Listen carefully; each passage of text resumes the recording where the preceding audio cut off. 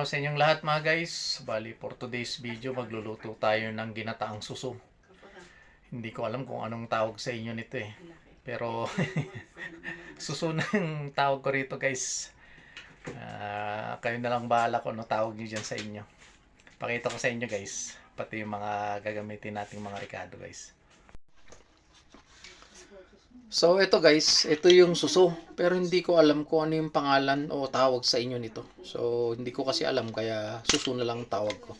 So igagata natin yan guys. So ito yung mga kailangan natin. So naglagay ako ng kalabasa, sitaw, nilagyan ko ng gulay para dun sa mga bata, lalo na rin din para sa amin, para masustansya yung kakainin natin. So meron tayong gata, instant gata guys.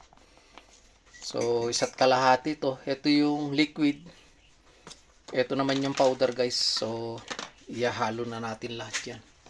So, yan guys. Nakaprepare naman na. So, magigisa na tayo guys. Nakaprepare na rin yung kawali natin na paglulutuan.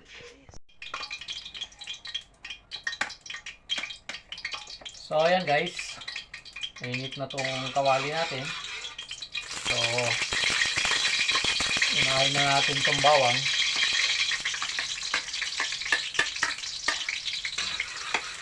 Brownin lang natin to guys para mas mabango, mas malasa siya.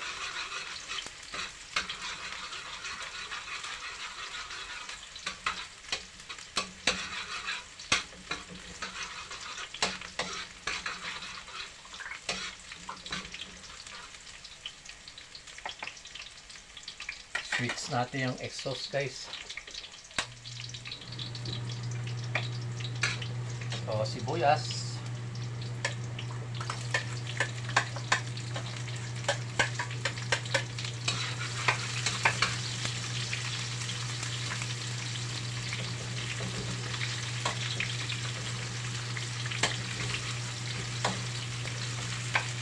luya,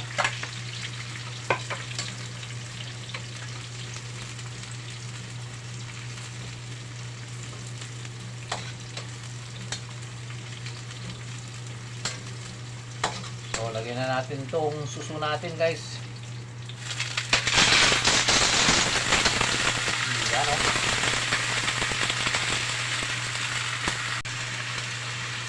Lagyan natin guys ng tubig. Mga 2 basong tubig guys.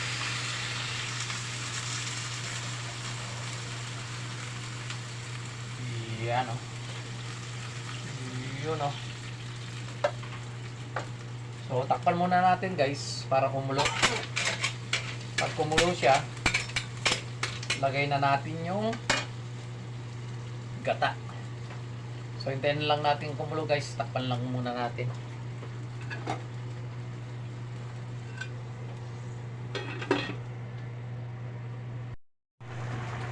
So ayan guys, kumukulo na siya. Bali dalawang sachet ng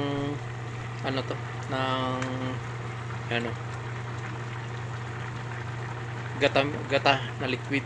So ilalagay natin para mas masarap. 2 pack to guys. Instant gata na liquid. So nag-i-stock talaga ako ng ganyan guys, just in case na bigla kami magluto ng ganito, o kaya kahit na anong gata, meron ng stock guys. So yan, pakukuluan natin munang mabuti guys. Tapos bango ng gata. Pakuluan lang natin guys maigi para maluto na rin yung suso. Hindi ko talaga alam guys yung nito, pangalan nitong klase ng suso na to. So suso na lang tawag ko, pero may tawag talaga to guys, hindi ko lang alam. Hindi na rin ako nakapag research sa FB kasi kahapon namin binili ito, may nagtitinda. So sabi ko dun sa miss ko, subukan natin magluto ng ganyan. May niluluto rin ako kasing ganito guys, pero mahaba siya, yung nakukuha dun sa may sa sapa, yung mahaba siya. Pero ito, malalaki to. Yun, mga ganito lang siguro. Hinliliit lang yung laki niya. Pero ito malaki talaga. First time ko magluto nito guys. Pero alam ko, the same lang ang procedure sa pagluluto nito. So, hintayin lang natin guys na kumulo ng kumulo hanggang mag-subside ng konti yung sabaw niya. Kumapit din yung lasa niya. So, maya titimplahan natin to guys ng konting oyster sauce, patis, tsaka bitchin. Yun lang ang ilalagay natin dito. So, ayan guys, hintayin lang natin na mag-subside ng konti yung niya, sabaw bago natin lagay yung mga gulay. Tapos, i-final na itimpla na natin. So, ayan guys, kung mapapansin natin, medyo nag-subside na yung niya, sabaw niya. So, ilalagay na natin yung kalabasa.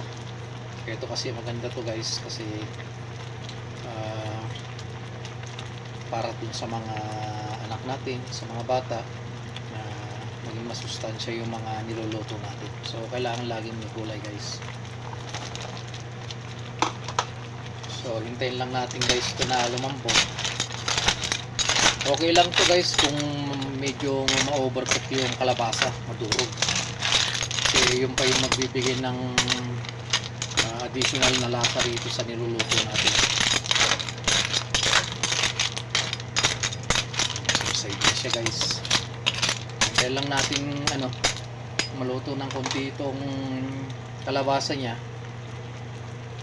Tsaka natin ilagay na tong sitaw. Tsaka yung siling haba, kulay green, pampaksiw. So ayan muna natin guys na medyo maluto yung kalabasa. Tsaka natin ilagay yung sitaw. So ayan guys. Lagay na natin tong pagsabay na natin tong sitaw tsaka yung siling haba. Tsaka natin ihalo. Tapos takpan natin hanggang sa na to, maluto na to guys. Ipa-final na lang natin na tikman kung tama yung lasa niya. Pag kulang, tsaka natin i-re-retimpla. Hindi ko kasi kabisado itong susong to guys kung galing to sa dagat. Siyempre kung galing sa tubig alat to, so may possibility maglabas din siya ng medyo maalat siya. So titikman muna natin siya mamaya para sigurado tayo. Mamaya timplahan natin siya ng patis, tapos oyster sauce. Maalat na pala, so ipapainal natin mamaya pag naluto yung sitaw na guys. Medyo paluto na yung sitaw, saka natin ipapainal yung lasa niya. So hayaan muna natin guys. So ayan guys, titikman ko muna para sigurado tayo. Baka parang tahong to guys, na pag ginisa mo yung tahong hindi mo na kailangan timplahan, bitchin na lang, okay na. So tikman natin guys kung sakto lang yung niya, lasa niya, kung ano pa yung kulang.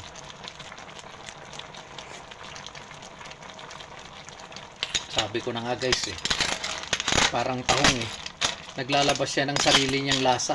Kumbaga parang may asin na siya guys.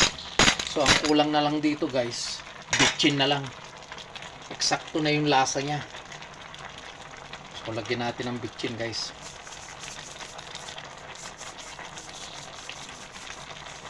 Hindi ko kasi kabisado tong klase ng susungko guys kaya nanigurado lang tayo. So kung tinimpla natin to kanina ng patis o kaya oyster sauce, sigurado maalat na yung dating ng niluto natin. So buti na lang ganun yung ginawa natin, nagsigurado tayo. So eksakto na yung lasa niya guys, sarap. So naglabas siya ng sarili niyang asin na, sarili niyang lasa. So bitchin na lang talaga yung kulang. So yung eksakto rin yung nilagay nating 2 pack ng instant gata na liquid, eksakto guys. So konting na lang, konting minuto na lang yan, totaling luto na siya guys. So hintayin lang natin guys na maluto yung gulay niya. So yung gulay na lang yung hinihintay nating maluto yung sitaw guys. So ayan guys, luto na. Niluluto nating ginataang suso. Saktong-eksakto yung lasa, eksaktong-eksakto yung lapot ng sabaw, eksaktong-eksakto rin yung pagkakaluto niya guys. So patayin na natin guys. So yan guys, ang niluto nating ginataang suso with kalabasa and sitaw. So yun guys, naluto na natin yung ginataang suso. So nagpapasalamat po ako sa lahat ng sumusuporta, patuloy na sumusuporta po sa YouTube channel natin, Kuya Vince Vlog. Saka sa patuloy na sumusuporta rin po sa Reels natin.